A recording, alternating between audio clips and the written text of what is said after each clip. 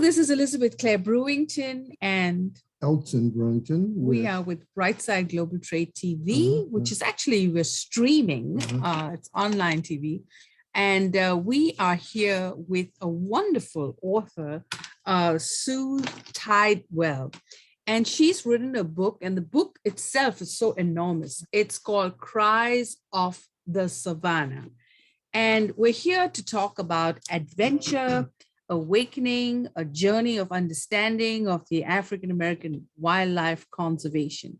And you know, this topic is dear to us because we had Chris from the Rhino organization, and we had them from the Naturalist group, and we have been, we've also talked to alpaca animals. And so we've been doing a lot with wildlife. So we're very, very interested in talking to her today. So welcome, Sue. Welcome, welcome, welcome. Greetings, greetings. Hello, how are you? So is that Tidwell or Tidwell? It's Tidwell. Okay. Tidwell. Okay, I apologize. Close enough. That's okay. Okay. So tell us about yourself, and then we'll get into the book. Yeah. Okay. Well, I live in northern Idaho. I grew up in rural Pennsylvania, and my friends have been telling me to write a book for years. I always wrote my adventures down to them in Christmas letters, and I never really, and I was always like, well, who really wants to hear what I have to say, my little misadventures? So I just never committed to doing that. I never really had a desire to until I went to Tanzania. And then I just had this overwhelming,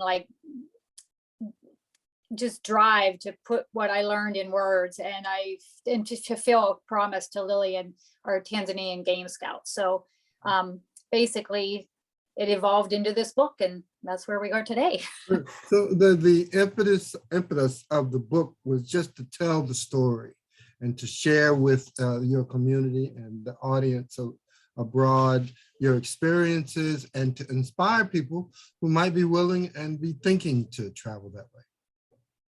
Exactly. I mean, I fell in love with Africa and its people and its wildlife. And it's just, until you experience it on your own, you just never really appreciate it. And I think, I think I try to take people in the book, I try to make them feel like they're there right with me, to experience all that wonder and magic and peril that comes along with Africa. So I just want them to feel like they're there with me. So yeah, it's a fun adventure because, you know, I can be quite, get myself into quite silly, episodes, and I do some pretty stupid things sometimes. So there's a lot of comedy in it too, but there's definitely a underlying message of how the complexities of wildlife conservation that I learned throughout my journey, throughout the adventure. So I just kind of try to incorporate that in as I learn myself, basically.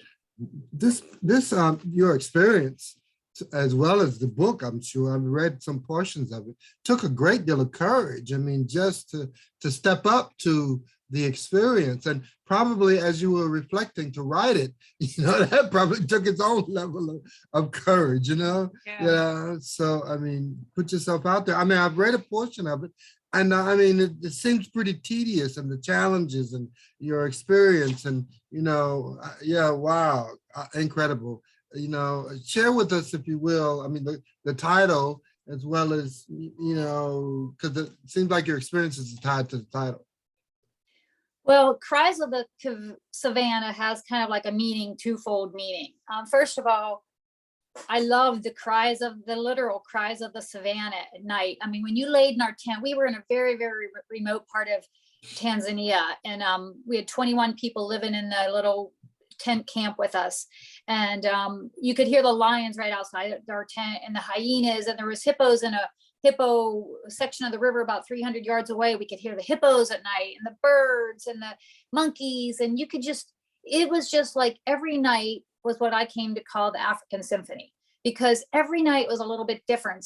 And even though it was really scary hearing those sounds so close, waking up and seeing lion droppings like literally 2 feet from your tent, that lion was there during the night. So it's really literally terrifying, but at the same time, it's so enlivening.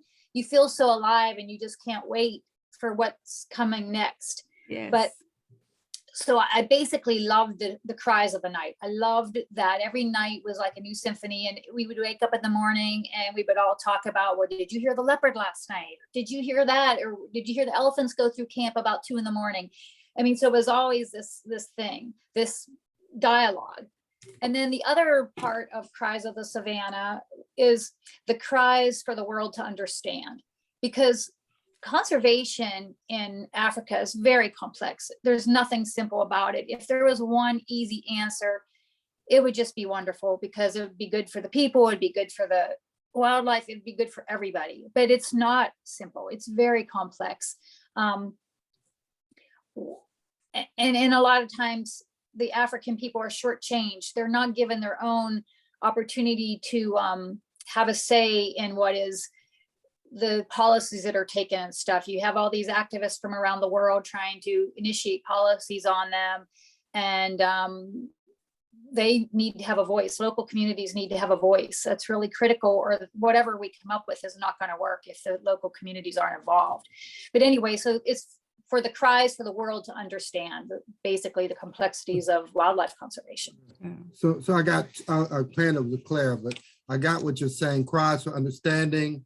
There's cries of the night from the different forms of life. And then it's also a cry for change, for the most part. So that's a trifecta. And I think that's a winning element in terms of your book. And, it sounds totally exciting and exhilarating in terms of experiences that way. I mean, yeah, sounds like you can do some tours with this too, but go ahead, Claire. Yeah, it almost leads into your first chapter, the African Symphony. So it's almost like you have all these animals and the cry. I myself have been to a safari in India, and I remember the tour guides waking us up at 3 a.m. in the morning to see tigers. So it was a most fascinating experience. So yeah, the African Symphony, I can almost hear these sounds that you wake up to. Is that what you were talking about in chapter 1? And hey guys, you need to buy this book. I'm really serious, especially those who are on their way for safaris this year. I know a lot of people love to read books while you're planning a trip, or it's on your vision board or your bucket list, or you just want to learn about it. It's a great read. And Sue is a wonderful storyteller, and I have truly enjoyed the book, and I highly recommend it. So yeah, tell us about the African Symphony. Okay, we just kind of, like I said, that night, every night, the sounds were different, and I just came to love that. And, it's just so enlivening. Yeah. So how long were you there? We were there about 3.5 weeks. Okay. Woo. Long enough to change my life. Yeah, that's a pretty good while. How long did it take you to write the book? 2 years. It took.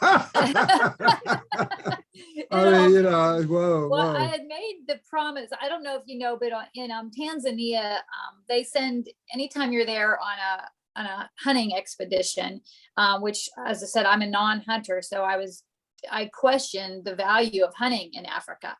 So this was quite interesting.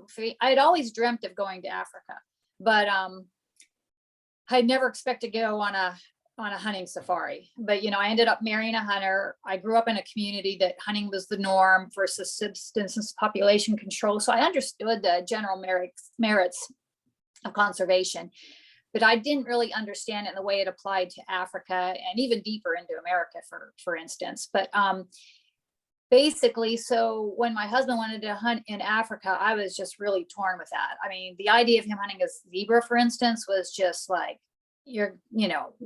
we lived on a ranch in Idaho, and his family had 20 some horses. So I was just appalled. But I just learned so much after I was over there. Lillian, as I started to say, so Lillian was our Tanzanian game scout. Tanzania sends a game scout with every hunting party to make sure everything is legal and documented. So she's with you all day long. So we were in that Land Cruiser from 6 a.m. till 7 p.m, bumping around them rough roadways and doing all that. And so we formed a friendship. She spoke pretty good English, which made conversation really nice and really easy. And she just taught me so much. I mean, so much that I had no clue about. poaching. I mean, I had no clue there was so many different kinds of poaching and how devastating. We always think of rhino and elephant poaching, but there's so many other kinds that are just equally as devastating, if not even worse in some ways, because they're destroying habitat that all the animals need to survive.